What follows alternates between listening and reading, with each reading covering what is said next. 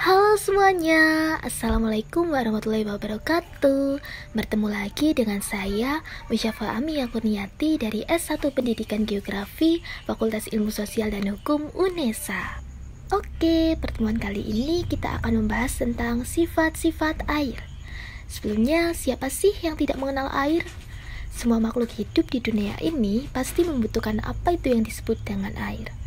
Mulai dari mikroorganisme sampai dengan makhluk yang paling mulia yaitu manusia. Tidak akan ada kehidupan seandainya di bumi ini tidak ada air. Karena itu, air merupakan kebutuhan utama bagi proses kehidupan. Oh ya, air juga merupakan senyawa kimia yang paling berlimpah di alam.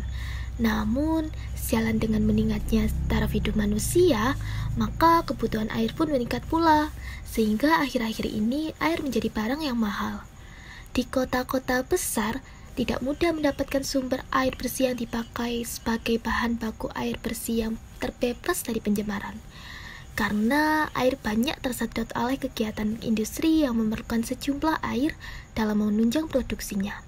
Di sisi lain, tanah yang merupakan celengan air sudah banyak ditutup untuk berbagai keperluan seperti perumahan dan industri tanpa memperdulikan fungsi dari tanah tersebut.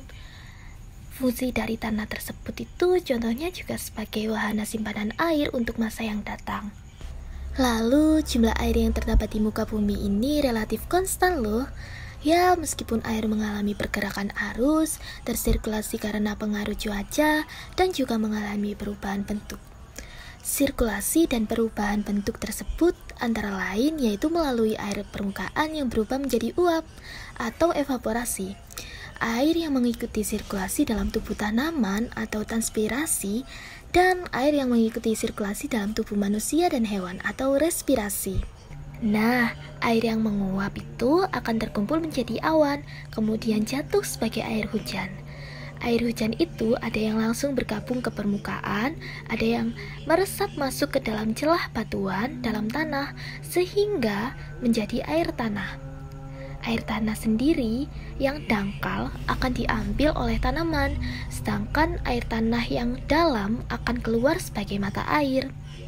Ya, jadi sirkulasi dan perubahan fisis akan berlangsung terus-menerus sampai akhir zaman. Selanjutnya, kita akan membahas tentang sifat kimia air. Air adalah suatu senyawa kimia yang berbentuk cairan, yang tidak berwarna, tidak berbau, dan juga tidak ada rasanya.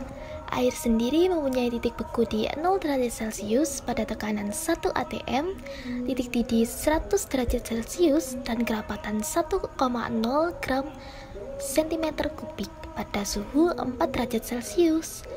Dan untuk ukuran satu molekul air itu sangat kecil, umumnya bergaris tengah sekitar 3A atau 0,3 mm atau 3 kali 10⁻8 cm. Dan untuk wujud air itu dapat berupa cairan, gas atau uap air, dan padatan atau es. Air yang berwujud cairan merupakan elektrolit lemah karena di dalamnya terkandung ion-ion dengan reaksi keseteimbangan sebagai berikut. Sudah dituliskan ya di PowerPoint.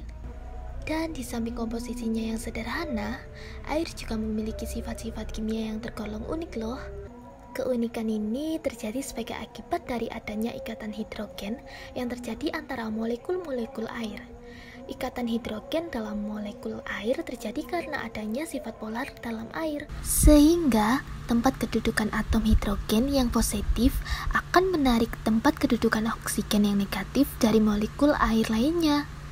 Ikatan hidrogen terjadi dalam beberapa senyawa hidrogen, di mana atom hidrogen menjembatani dua atom yang cenderung menarik elektron lebih besar atau keelektronegatifan. Ikatan hidrogen ini sifatnya lebih lemah dibandingkan dengan ikatan kovalen. Namun, ikatan hidrogen antara dua molekul air yang berdekatan dan sifat terpolarisasi molekul air inilah yang berperan terhadap sifat-sifat kimia dan fisik air yang unik itu terjadi. Molekul-molekul dalam air dan es mempunyai banyak ikatan hidrogen dengan sesamanya. Nah, Tidak hanya ada sifat kimia, namun air juga memiliki sifat fisika, yaitu apabila dibandingkan dengan persenyawaan kimia lainnya, sifat-sifat fisika air tergolong unik. Antara lain adalah dalam hal tegangan permukaan, kalor penguapan, kerapatan suhu, dan kapasitas melarutkan. Yang pertama yang akan kita bahas adalah tentang tegangan permukaan. Adanya ikatan hidrogen dalam molekul air menyebabkan air cenderung bersatu membentuk suatu kekuatan yang dinamakan dengan kohesi. Nah, daya kohesi ini diperlukan untuk melawan kekuatan dari luar molekul yang akan memecahkan ikatan-ikatan hidrogen. Yang kedua, ada sifat fisika air yaitu kalor penguapan. Air memiliki kalor penguapan yang tinggi. Hal ini nampak ketika air dipanaskan, maka proses penguapannya akan berlangsung lebih lambat dibandingkan dengan cairan-cairan lainnya. Hal ini terjadi sebagai akibat dari kekuatan ikatan hidrogen di antara molekul air yang harus diputus agar molekul dapat terlepas. Yang ketiga yaitu kerapatan suhu. Pada umumnya, cairan akan semakin rapat dengan semakin dinginnya suhu. Jika air didinginkan sampai menjadi padat, maka wujud padat dari cairan ini menjadi lebih rapat dibandingkan dengan wujud cairnya. Kondisi demikian tidak terjadi pada air, karena air memiliki kerapatan suhu yang aneh. Air akan menjadi semakin rapat bila didinginkan sampai pada suhu 4 derajat Celcius, dan dalam proses pendinginan selanjutnya, maka kerapatan air semakin menurun. Keunikan sifat fisik air inilah yang menyebabkan es lebih dingin dibandingkan dengan air dan dapat terapung di atas air. Lalu sifat yang keempat yaitu kapasitas melarutkan. Air dapat melarutkan zat-zat kimia dan dapat digunakan sebagai medium yang di dalamnya berlangsung sebagai reaksi kimia. Kebanyakan proses-proses kimia yang berlangsung menyangkut reaksi yang menggunakan air sebagai pelarutnya. Kemampuan air dalam proses melarutkan zat-zat kimia disebut sebagai daya larut air. Sebagai pelarut polar, air juga dapat melarutkan berbagai macam garam bergantung pada interaksi antara ion-ion garam dengan muatan listrik yang dimiliki oleh molekul air. Oke, sekian dulu materi hari ini yaitu sifat-sifat air. Kita lanjutkan di pertemuan berikutnya. Bye-bye. Terima kasih. Wassalamualaikum warahmatullahi wabarakatuh.